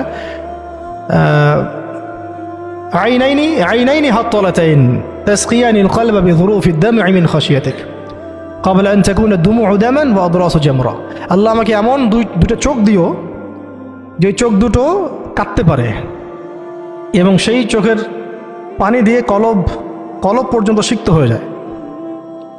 ওই দিন আসার পূর্বেই, যেদিন চোখের পানি রক্তে পরিণত হবে আর দাঁতের মাড়িগুলো আগুনে পরিণত হবে। কি ওয়ার্ড দেখছেন, কি শব্দ খেয়াল করছেন? ওই দিন আসার পূর্বেই আল্লাহ, যেদিন চোখের পানি পরিণত হবে রক্তে আর দাঁতের মাড়ি পরিণত হবে আগুনে, অঙ্গারে। তো এরপরে জাফর রাদিয়াল্লাহু আনহু অন্যান্য সাহাবীদের বাচ্চাদেরকে তিনি আদর করতে লাগলেন। রাসূল সাল্লাল্লাহু আলাইহি ওয়াসাল্লাম তো অনেক নরম দিলের মানুষ ছিলেন, রাহমাতুল আলামিন। তো উনি তো রাতের বেলা তাহাজ্জুদে নামাজ পড়লেও বাচ্চাদের মতো কান্না করতেন। এখন একটু পরে মুচকি হাসলেন, এটা শেষ কথা। একটু পরে মুচকি হাসলেন আকাশের দিকে তাকিয়ে। সাহাবীরা বললেন, ইয়া রাসূলুল্লাহ সাল্লাল্লাহু আলাইহি ওয়াসাল্লাম, আপনি হাসছেন কেন? নবী সাল্লাল্লাহু আলাইহি ওয়াসাল্লাম বললেন যে আমি দেখলাম যে ফেরেশতাদের সাথে জাফর বিন আবু তালেব রাদিয়াল্লাহু আনহুকে আল্লাহ রাব্বুল আলামিন জান্নাতে একটা উঁচু মাকাম দিয়েছেন এবং সেখানে সে উড়ে বেড়াচ্ছে এবং ফল খেয়ে বেড়াচ্ছে। আর আল্লাহ রাব্বুল আলামিন তার ওই কেটে যাওয়া দুই হাতের বদৌলতে, বিনিময়ে আল্লাহ পাক তাকে দুইটা পাখা দিয়ে দিছে। এরপর থেকে তার নাম হলো জাফর আত-তাইয়ার, জাফর আত-তাইয়ার। এগুলো ছিল দুনিয়ার হাকিকত। তারা দিন দুনিয়া আখিরাত এগুলো বুঝতেন। এগুলো ছিল মহব্বত, পাশে থাকা, সাথে থাকা এবং জীবনের লক্ষ্য উদ্দেশ্য। আমাদের জন্য এটাই ভালো হবে যে আমরা যারা এখনও আল্লাহ পাকের দিনের পথে আছি, আল্লাহ পাক আমাদেরকে হেদায়েত দিয়েছেন, সত্য মিথ্যা চেনার তৌফিক দিয়েছেন। আর কাল বিলম্ব না করে আল্লাহর দিনের দিকে ফিরে আসা, তওবা করা, ইস্তেগফার করা, নিজের জীবনকে গুছিয়ে নেওয়া, একদম যা প্রস্তুতি দরকার সব ধরনের প্রস্তুতি গ্রহণ করা, পড়াশোনা, আখলাক, ওলামায়ে কেরামের সোহবত, হ্যাঁ, অর্থনৈতিক প্রিপারেশন, পারিবারিক বলেন, ইত্যাদি ইত্যাদি, শারীরিক জামাবদ্ধ দাওয়াত, তাবলীগ, মেহনত এবং জিহাদের জজবাও রাখা, এবং সামনের দিনগুলোর ব্যাপারে সতর্কও থাকা, আশাবাদীও থাকা এবং দোয়া বেশি বেশি করতে থাকা। ইনশাআল্লাহ তাআলা সামনে এমনও সময় আসবে যে অনেক সংগ্রাম, রক্ত, অন্ধকারের পরে কিন্তু একটা আলোর আভাস আমরা পাচ্ছি। আমরা কিন্তু একটা আলোর আভাসও পাচ্ছি এবং এই আলো, এই জজবা, এই আগুন আস্তে আস্তে আল্লাহ পাক পুরো জাতির কলব থেকে কলবে ছড়াই দেবেন ইনশাআল্লাহ। কারণ আমাদের বহু ল্যাকিংস আছে, আমাদের প্রচুর ল্যাকিংস আছে। হ্যাঁ, পড়াশোনার গ্যাপস আছে, ইমানের, আখলাকের, আমলের সমস্ত দিক থেকে অনেক গ্যাপস আছে না? এই গ্যাপসগুলো আল্লাহ পূরণ করে দিতে পারেন মুহূর্তেই। এই গ্যাপসগুলো আল্লাহ পাক দোয়ায় পূরণ করে দিতে পারেন, ইস্তেগফারে পূরণ করে দিতে পারেন। আল্লাহ কবুল করলে আল্লাহ পাক সব কিছুর ব্যবস্থা করে দিতে পারেন। আমাদের সেই খালেস নিয়াত রাখতে হবে, সেই জাজবাও থাকতে হবে এবং দোয়ার সাথে চেষ্টাও থাকতে হবে, দোয়ার সাথে চেষ্টাও থাকতে হবে এবং অবশ্যই সবর করতে হবে। একদিনে কোনো কিছু হাসিল হবে না, সামনে যত বাধা বিপত্তি আসুক, বাঁচি মরি কি হয় না হয়, যত রকম বাধা বিপত্তি আসুক না কেন, লক্ষ্য থেকে সরে যাওয়া যাবে না। নিজেকেও হাঁটতে হবে, নিজের ওই সাথী ভাইদেরকে নিয়েও হাঁটতে হবে। এবং আমরা চাই এখন যায়েদ ইবনে হারেসা রাদিয়াল্লাহু আনহুর মতো এমন মানুষ, এমন প্রিয়জন, এমন কাছের মানুষ যারা নিজের বুকে পাথর নিবে কিন্তু মহব্বতের মানুষের গায়ে পাথর লাগতে দিবে না, প্রকৃত ভালোবাসার নিদর্শন দিবে আর কি। বদরের সাহাবীদের মতো, উহুদের সাহাবীদের মতো, খন্দক, খায়বার আর মুতার এই বীর সাহাবীদের মতো। তাদের হাতে ইতিহাস রচিত হয়েছে, যে ইতিহাসের এখনও আমরা একটা অংশ হয়ে আছি, যে ইতিহাসের গল্প আমরা এখন শুনছি। এখন সময় আসছে উম্মার এই সংকটে ইতিহাসকে নতুন করে লেখার। ইতিহাস লিখতে হলে সেরকম কবুলিয়াত হাসিল করতে হবে। আল্লাহ পাক যেন সবাইকে সেই কবুলিয়াত হাসিল করার তৌফিক দেন। এবং আমরা আমাদের সমস্ত অপারগতা, সমস্ত গুনাহ, আমাদের যত ল্যাকিংস আছে সব আল্লাহর কাছে পেশ করছি। আল্লাহ পাক আমাদের সমস্ত ত্রুটিগুলো যেন সংশোধন করে দেন, সমস্ত গ্যাপসগুলো ফুলফিল করে দেন, যত গুনাহ আল্লাহ মাফ করে দেন। এবং যেভাবে চললে বললে আমল করলে আমরা সেই মাকাম হাসিল করতে পারবো, সেই গন্তব্য হাসিল করতে পারবো, ওইভাবে আল্লাহ যেন করায় নেন আমাদেরকে দিয়ে। কারণ আমাদের কোনো শক্তি নেই, কোনো ক্ষমতা নেই, এবং চেষ্টা করার মতো করার তৌফিক আল্লাহ আমাদেরকে দেন। আল্লাহ পাক আমাদের সব দিনী ভাইদেরকে, বোনদেরকে এবং আমাদের উম্মায় যারা কাজ করতেছেন যে ব্যানারেই হোক, আমরা সব ভাইদের ব্যাপারে শুভাকাঙ্ক্ষী থাকবো। সবার মধ্যেই কিছু গ্যাপস থাকতে পারে, আমরা সবাই ব্যক্তিগতভাবে গুনাহগার, কিন্তু উম্মার এই অবস্থায় আমরা কাদা ছড়াছড়ি করব না, দলাদলি করব না। উম্মার এই অবস্থায় আমরা একে অপরের সাথে বিদ্বেষ এইসবে যাব না। হ্যাঁ, আমরা আমাদের মতো করে হৃদ্যতার বন্ধনটা ঠিক রাখার চেষ্টা করব। আর হক আর বাতিল আল্লাহ পাক জানেন, আল্লাহ পাক হকপন্থীদেরকে বিজয় দিবেন ইনশাআল্লাহ। ঠিক আছে? আর লৌকিকতা থেকে বেঁচে থাকতে হবে। লৌকিকতা, লোক দেখানো বিষয়, এই অনলাইন অ্যাক্টিভিজম, অনলাইনের যে আসক্তি, হ্যাঁ, এইটাকে এই ইলিউশনের একটা জগৎকে বাস্তব মনে করা, এই সব বিষয়গুলো থেকে ফারেক থাকা। মাঠ পর্যায়ে কাজ করতে হবে। মাঠ পর্যায়ে যে ভাইরা কাজ করতেছেন তাদের সাথে থাকা দরকার আছে, এবং আমাদের যে মুসলিম ভাইরাই কাজ করতেছেন সবার হাত শক্তিশালী করার দরকার আছে। ঠিক আছে? আল্লাহ পাক আমাদের সবাইকে সাহাবীদের মতো কবুল করেন। আল্লাহ পাক আমাদের সবাইকে সাহাবায়ে কেরামের সেই আকীদা, আমল, মানহাজ এবং সেই তরিকা মোতাবেক চলার তৌফিক দান করেন।